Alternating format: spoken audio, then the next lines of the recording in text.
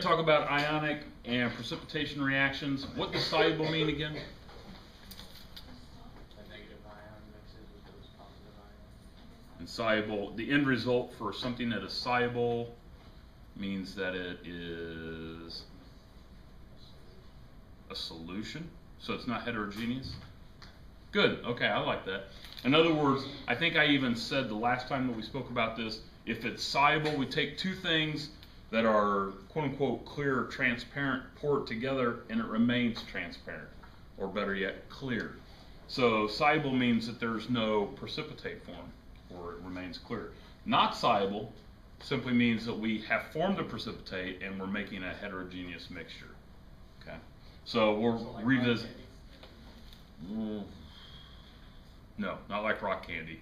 Rock candy is where we bring it out of solution and we form the crystals. This is actually, I mix two things together and the chemical reaction takes place. So again, we have our non-metals in the left column, we have our metals in the central column, and regardless of, say, if I am using iodine, I still start on the top row and go across. All right. And I can't remember when we did this. I think it was this semester, wasn't it? I honestly can't remember when we did this. All right, the things that we're going to be doing today is we'll be doing pretty much the same stuff that we did when we first did this, except we're going to do what's called an ionic equation and a net ionic equation. And an ionic equation looks something, well, this is what we did last time. We took our two substances, like in this case silver nitrate and potassium chloride, and we mixed them together. And what kind of reaction is this? Does anybody remember? Like we had synthesis, decomposition. What is it? Double replacement reaction. In other words, the partners are switching. So the silver is going to go with the chlorine and the potassium is going to go with the nitrate. Again, we're not putting metals with metals. We're not putting non-metals with non-metals. The metals are going to switch partners, so to speak. So on the opposite side, we'll have the silver with the chlorine and then the potassium with the nitrate. We still want to go to our chart. You're not required to memorize this. In AP, you'll get to do that, but it'll be a much easier way to remember it. So we don't care about on the reactant side, but we do care on the product side. So if we look at the chart, and let's look at the first one, silver chloride, find your nonmetal, which is chlorine. Okay, so it's right here, and then come across. Is silver listed? Yeah, it's right there. So silver with the chlorine forms something that is not soluble or forms a precipitate. So we know at least one of these forms a precipitate, and then we can go and look at the other one. Well, nitrates, all nitrates are soluble. Okay, so we do have the formation of a precipitate. So what we're going to do, or what you're going to get to do, is we're going to actually break each one of these down. Now you don't have to show these two separate reactions, but we can combine it to look something like this, where we have our silver ion and our nitrate ion, because that's how they exist in the solution. They're actually dissociated. Our potassium and our chlorine ions. And then what's going to happen is the metals are going to look for the other non-metals once they mix together. If we form a precipitate, we'll keep the precipitate together. However, if it doesn't form a precipitate, the ions on this side will look a lot like the ions on this side. These ions that don't change, in other words, we have potassium plus 1 over here and potassium plus 1 over here, as well as nitrate and nitrate. If they don't change, we call that spectator ions. In other words, it's just like if you participate in any sports. The fans seem to think they have an influence in the game or the competition or the match or whatever, but really them yelling and screaming doesn't change a thing. Okay? So if we have something that forms a precipitate, that's something that is involved. However, if it doesn't change from the reactant side to the product side, we call that spectators. I think I have that somewhere. There they are, spectator ions. Okay. So, and we'll do some examples here showing that. So here's another graphic showing the mixing of the two together. I think it's the same substance, the silver nitrate and the potassium chloride. Here on the bottom, we form our precipitate while the other ions remain in solution. So if they don't change on the reactant side and the product side, we call those spectators. So the net ionic equation, okay, that other one above is called the Ionic equation. That shows everything. The net ionic equation only shows those that are dancing, okay? Those which change. So in other words, this is an ion, this is an ion. Here it comes together and forms a solid. So with the net ionic equation, we only show those that change. Okay. And I'll do the example here in a second. Okay. Actually, let's do the practice problem right now. The first practice problem says, write an ionic equation for the reaction that occurs between when equal volumes of a 5.0 molar solution of magnesium sulfide and sodium carbonate are mixed. Also write the net ionic equation. Now the good news is we don't care about the molarity of the solution. All we care about are the things involved. I know, so there's no math, unfortunately. Now, my suggestion is when doing this, and you might not have as much space as I have here, is to write small. But I would highly recommend that you do what we did before. In other words, write out the whole equation before breaking it down into ions. So we have our, what is it, magnesium sulfide. So magnesium is what symbol? Mg. And what is sulfide?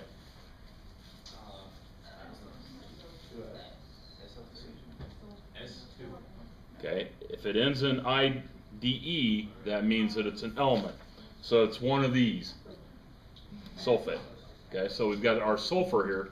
If it says sulfate or sulfite, then what Aiden was saying is correct. All right, so since it's just sulfide, we just MgS. Now, what's the charge on magnesium? And I know you all have your periodic tables out. +2. And sulfur? -2. So that's balanced as written. And it's mixed with sodium carbonate. And what's sodium again? Na. And carbonate? CO3. What's the charge on sodium? +1 carbonate? -2, right? So we need 2 sodiums. Okay. So again, make sure you know your polys. Be very helpful. So on the product side, in this double replacement reaction, what are we going to form?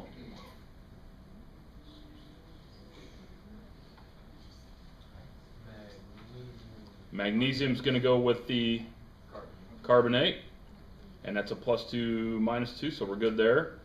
And sodium with the sulfide, good. So sodium still +1, sulfur -2, so we need 2 there.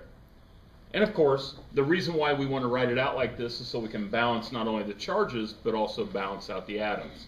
Do we have the same number of atoms on both sides? Yeah, which is stinky, right? What? No.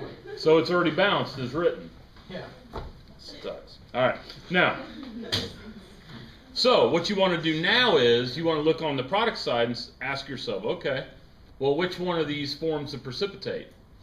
Okay, so we probably want to get our table. So looking at the table, we have our first one is sodium sulfide. So find your sulfide, come over here. And sodium, is sodium an alkali ion? If you forget, look up here, it tells you. Oh. Yes. Yeah, so that's soluble, that's not going to do anything. And the other one is magnesium carbonate, so find the carbonate and then come across, is magnesium an alkali ion? No. No. So any other positive ion? Yeah. So that does form a precipitate. So again, just like what we did in the past, go ahead and circle it and write PPT. Okay. So now you know what's happening. And once you have that, now it gets easy, and we just write our ionic equation.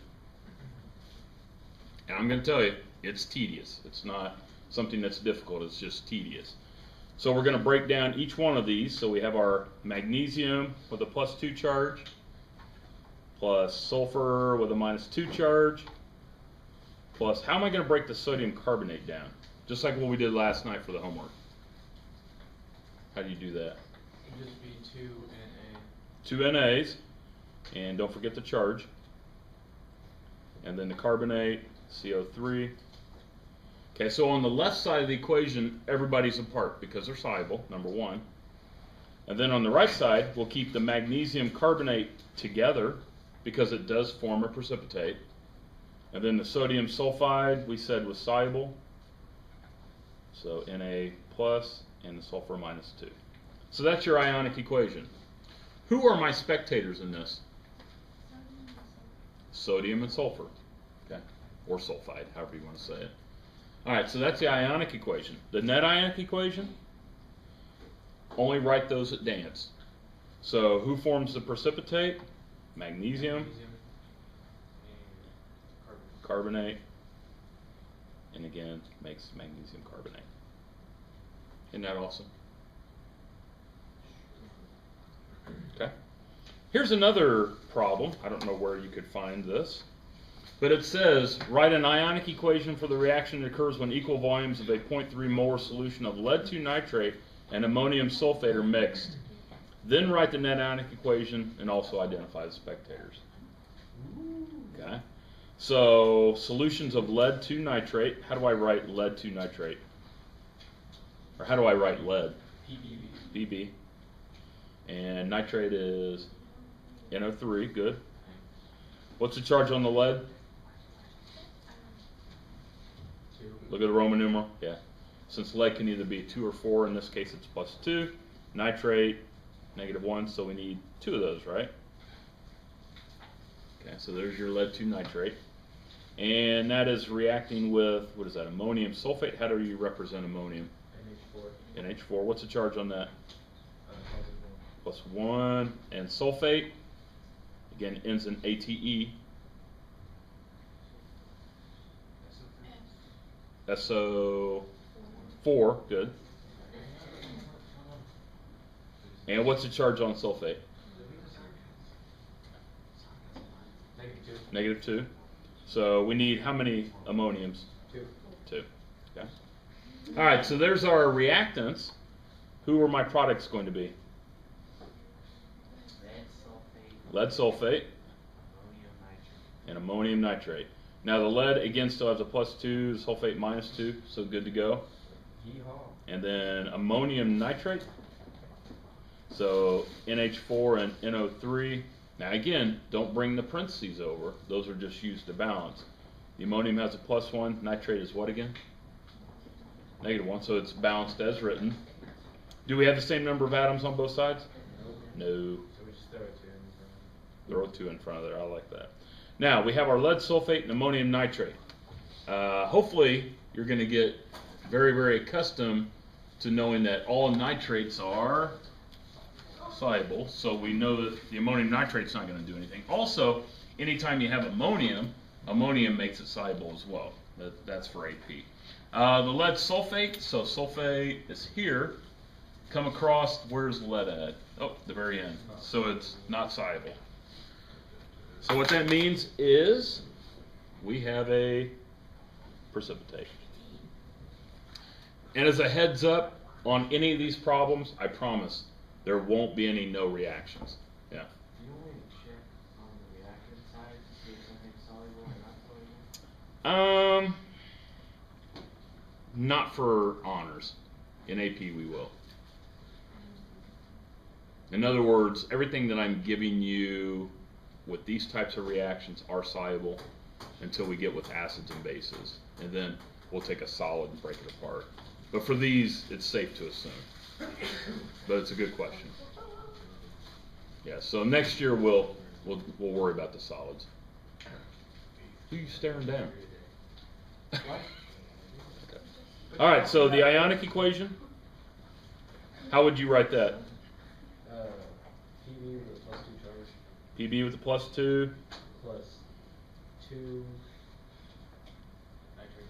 NO3, -1s, good. +2. NH4s with a +1. And then Sulfate with a -2. So again, break those down. Again, if it forms a precipitate, keep it together. And then we'll put our ammoniums. Oops, that should be an N. And 2 nitrates. Kind of running out of room there. Okay. So that's your ionic equation where you show the reactants as ions and then also identify your spectators. So these are the spectators, the ammonium and the nitrate, because they don't change from left to right. The lead sulfate is your precipitate. So how will the net ionic equation look? Pb plus, or Yeah. lead plus sulfate. Okay. And the sulfate, and then put her together. So Luke, is this hard? Extremely difficult. Make sure you tell your friends this is impossible. All right. We'll go spreading rumors.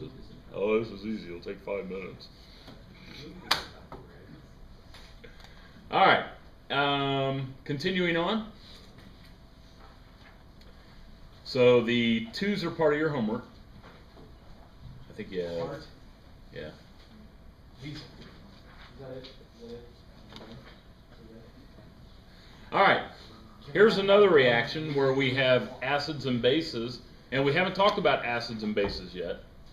Actually, that's our last topic. But you'll be able to identify that you have an acid and a base if you have something that starts with a hydrogen or ends with a hydroxide. Okay, those are our acids and bases. Now, once we take our base here, which is our sodium hydroxide, and react it with our hydrochloric acid, it'll form water. Okay. Now, technically speaking, if you look at the solubility rules or look at the solubility chart, water appears as clear. In other words, it doesn't form a precipitate, which makes sense. It shouldn't. However, if I take sodium hydroxide and pour it on my arm, you're going to notice something. All right. If I take hydrochloric acid and pour it on my other arm, you're going to notice something, and I'll notice something. But if I take these two and mix them together, it's safe to drink. All right. Because what we're doing is it's called a neutralization reaction, and I wouldn't ever recommend you doing this. Okay. Whenever we take a strong acid with a strong base, we make a salt and water. All right. So this is a neutralization reaction. There is something taking place where we're taking the hydroxide and the hydrogens and putting them together to form water. So if you have the formation of water, you do have a reaction. Don't say that that's a no reaction. And then the net ionic equation is just showing those two coming together. Okay. Let's do a practice problem. Wasn't that exciting? So what, the 2s and 3s are homework then? Yeah. Shut up. Now sometimes I might be nice and oh, that looks tacky. I can't have that. I might, yeah. Why don't you give us more room on this paper? I'm sorry. Write small.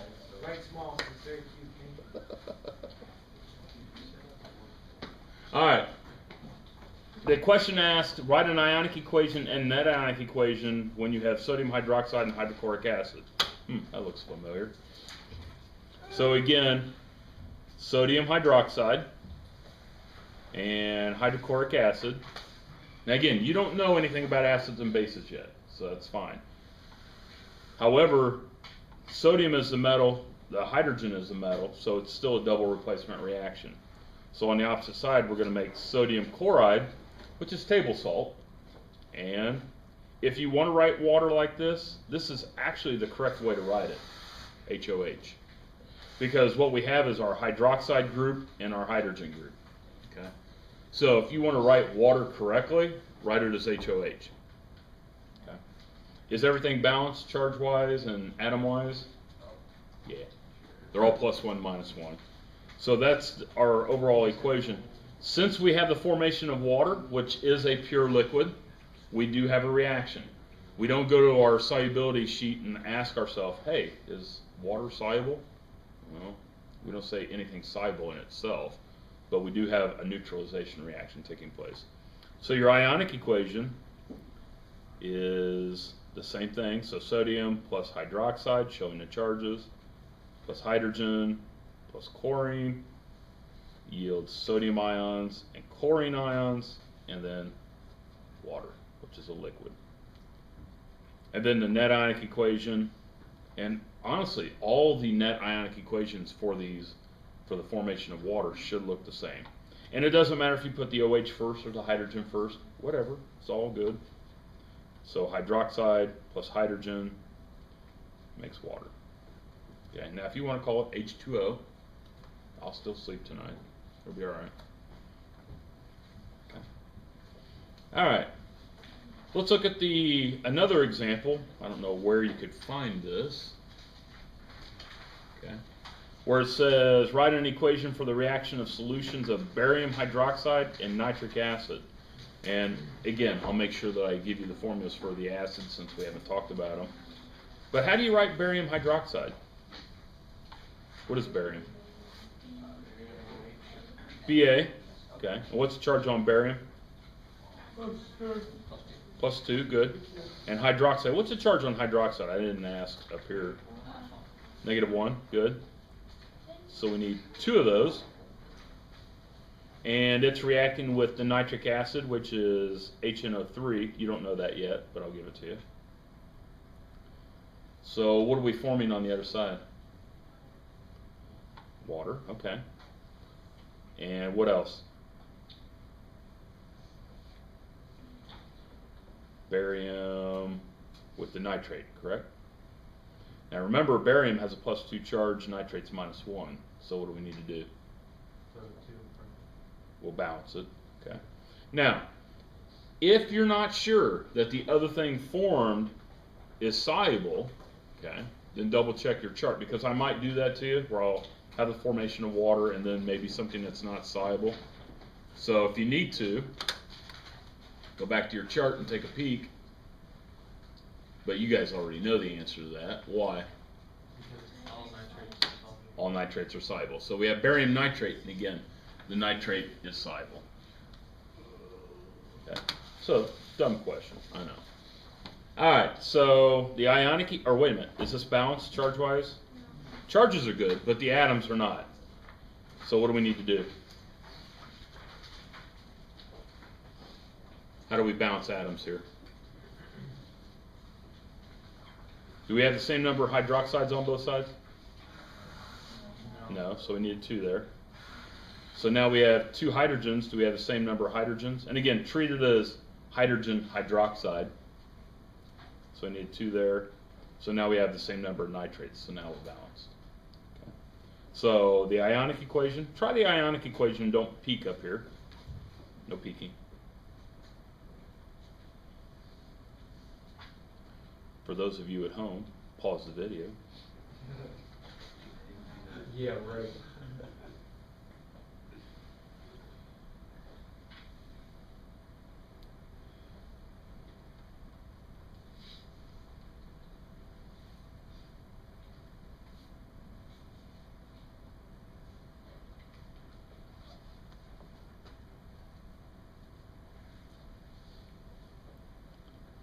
I wish I had my smart board. They say it's on order. I have a feeling it's going to get here in June. It's beautiful. And then the net. Is it beautiful? Oh yeah. So how would the net ionic equation look? And again, if it shows a 2 in front, bring it down. Now, this is going to upset some of you. I know, I can already predict it. You can already hear me yelling at you. Okay? This is the actual net ionic equation. Okay? And this is going to bother you because you see a 2, a 2, and a 2. Alright?